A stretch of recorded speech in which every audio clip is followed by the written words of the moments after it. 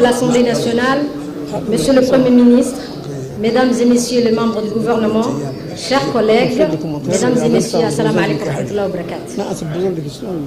Tout d'abord, permettez-moi, Monsieur le Président, de rendre un hommage particulier au Président de la République qui a mis le pays sur les rails du développement et de la démocratie. En outre, les réformes multiples visant à renforcer l'arsenal juridique relatif aux élections en sont la preuve. La dernière en date étant l'introduction de la dose proportionnelle pour permettre aux partis politiques de l'opposition de participer à la gestion des affaires publiques. La majorité a ainsi démontré son ouverture politique et son attachement à la paix en donnant l'opportunité à nos frères et sœurs de l'opposition de prendre part au scrutin législatif. C'est une évidence, dans toutes les compétitions, il y a des gagnants et des perdants. Mais cette fois-ci, avec la dose proportionnelle, les choses sont plus ou moins équilibrées et ne sont plus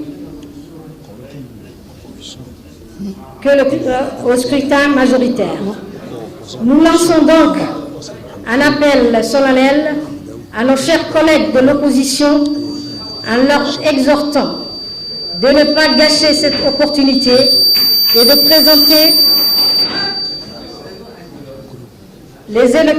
représenter les électeurs qui vous ont soutenu et porté leur choix sur vous. Nous sommes tous frères et sœurs djiboutiens et il est de notre intérêt à tous de préserver notre chère patrie et notre cher peuple.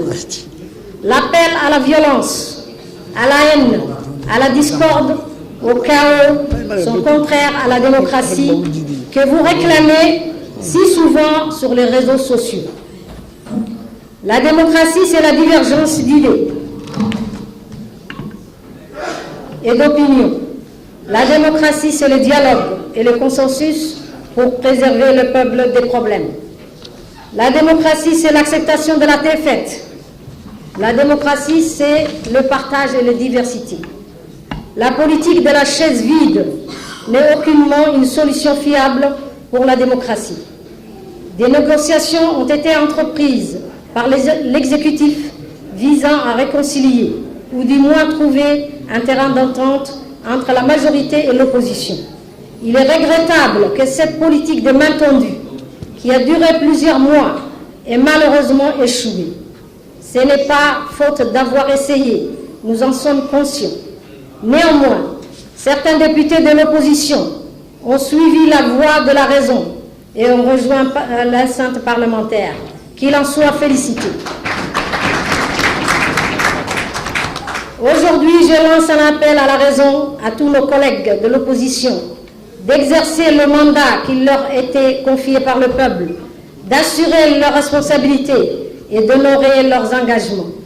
Je rappelle que nous sommes tous animés par la même conviction, servir les intérêts du peuple, et pour ce, nos divergences de vues et d'opinion doivent constituer plus une richesse politique et démocratique qu'un handicap. Je vous invite à méditer sur cette réflexion. Je terminerai mon propos en lançant également un appel à nos concitoyens.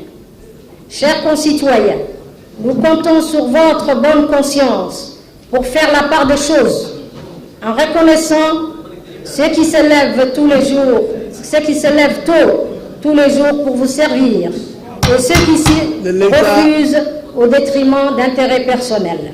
L'histoire est en marche et ne manquera pas de le transcrire. Merci.